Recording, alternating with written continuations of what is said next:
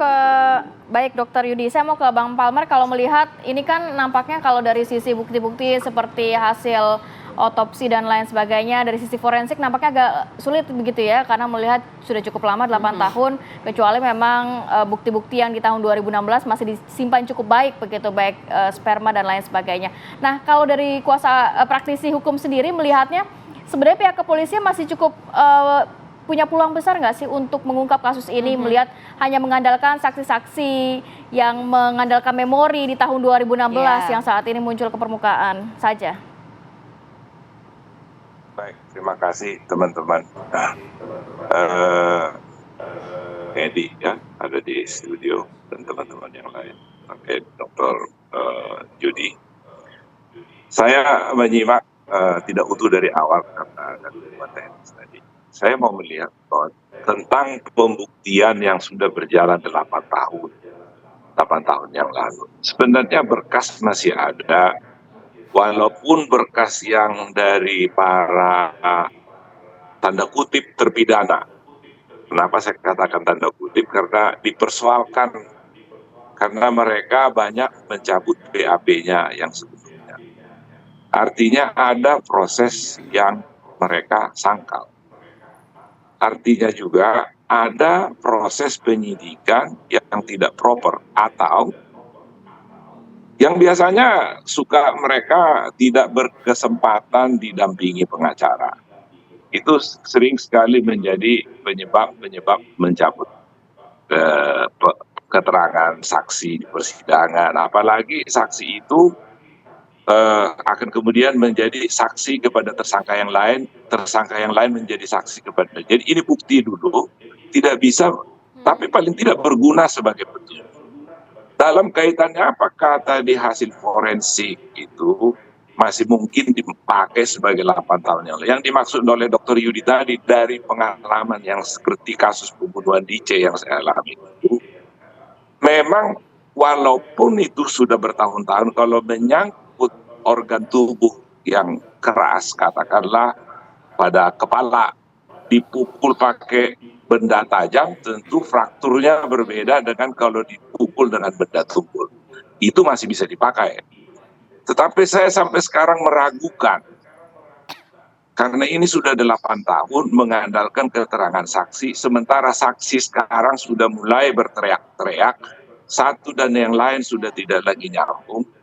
Menurut saya juga kalau untuk pembuktian seperti ini, polisi mesti ekstra keras bekerja.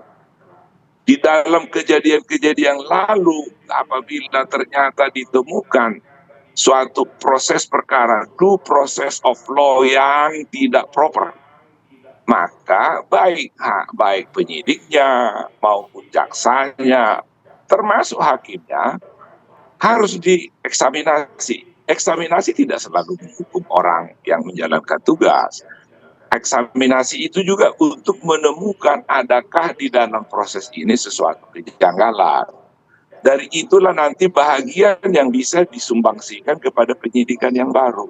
Karena bukan perkara yang baru ini, peradilan sesat ini. Coba baca, saya kembali ingatkan buku. 30 tahun yang lalu saya sudah baca buku Herman Mustar. Ada 10 contoh peradilan sesat di dunia. Salah satunya ada di Indonesia, di luar buku itu adalah Sengkon dan Karta. Orang sudah demikian juga pembunuhan tukang jagal rakyat. Hasil DNA-nya mengatakan orang yang dihukum 14 tahun, sudah dijalani 8 tahun, ternyata Ryan yang membunuh kemudian mengaku di luar saya. Ingatkan kasus Ryan tukang jagal itu. Bayangin hasil DNA bisa kalau salah. misalkan dari proses hukum, dari segi hukum sendiri Bang Palmer, ini ada kesaksian yang disampaikan oleh beberapa orang gitu ya, yang berbeda-beda. Kemudian juga ada yang mencabut bahkan poin-poin dalam BAP. Ini akan seperti apa hukumnya begitu? Karena ini kan artinya berubah-ubah gitu dari kesaksian mereka.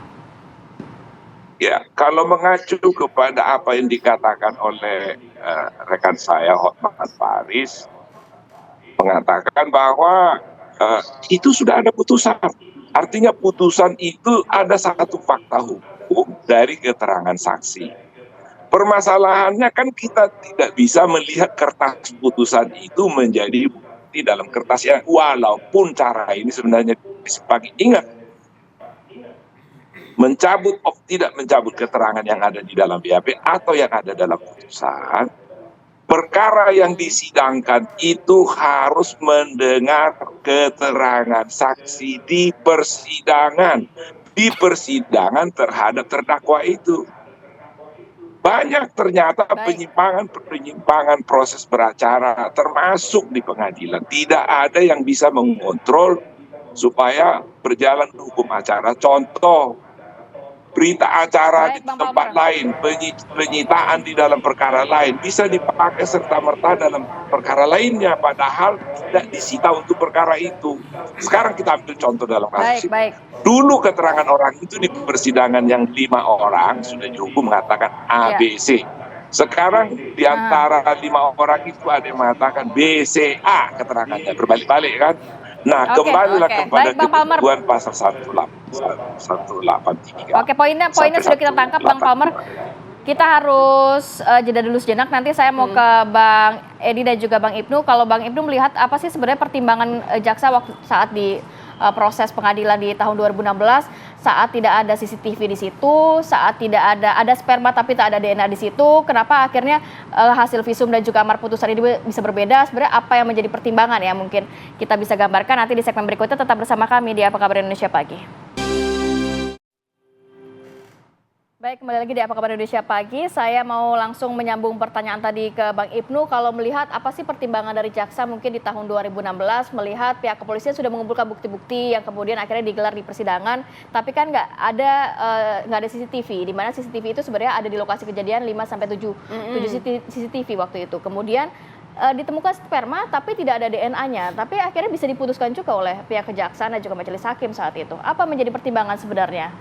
Kok kayaknya belum lengkap kasusnya sudah bisa diputuskan begitu? Iya, tentu saja kalau kita berbicara dalam konteks penuntutan ya, apa yang dilakukan oleh jaksa tentu saja tidak terlepas dari apa yang sudah dilakukan oleh polisi, pihak kepolisian. Nah tadi kita mengetahui perkembangan terbaru ini ya, mengenai tersangka Peggy yang ada di kepolisian sebagai tersangka pada saat ini disangkakan pasal pemerkosaan. Ya. Nah, ini pembunuhan juga dan pemerkosaan. Ya, ini juga menjadi tugas jaksa untuk sejauh mana memberikan petunjuk dalam hal penguatan alat bukti, apakah benar sejauh itu dilakukan pemerkosaan oleh si tersangka Peggy ini gitu. Karena sepanjang yang saya ketahui di dalam kasus-kasus sebelumnya yang sudah diputuskan, itu kan tidak ada yang terbukti ya kasus. Iya, tidak ada yang terbukti melakukan pemerkosaannya. 8 terpidana itu tidak ada ya. Tetapi yang hanya dibuktikan waktu itu hanya bisa pada sampai kasus pembunuhannya saja ya. Nah ini memang saya setuju tadi dengan apa yang disampaikan oleh Bang Palmer, bahwa terkait dengan penanganan perkara ini harus kembali lagi dieksaminasi.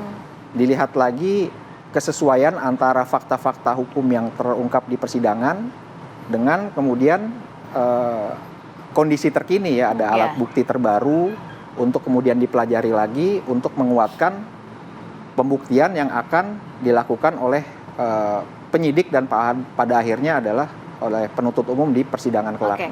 Bang Ibnu, jadi sebenarnya apa yang membuat kejaksaan itu menyatakan bahwa P21, apakah sebelum dinyatakan CCTV itu lengkap, secara terang benderang bisa dilihat, bisa dicek CCTV itu karena memang benar sebenarnya ada gitu ya.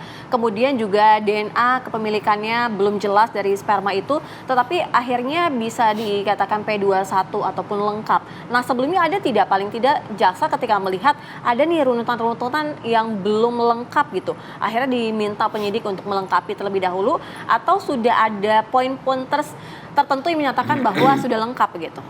Ya, kalau melihat dari kondisi tersebut ya tentu saja kita harus melihat kembali perjalanan berkas tersebut ya pada tahun 2016. Di situ dari mulai penyampaian SPDP, kemudian pelimpahan berkas perkara dari penyidik kepada jaksa peneliti, Di situ kemudian jaksa akan menyampaikan P19, artinya berkas itu dikembalikan lagi dengan sejumlah petunjuk.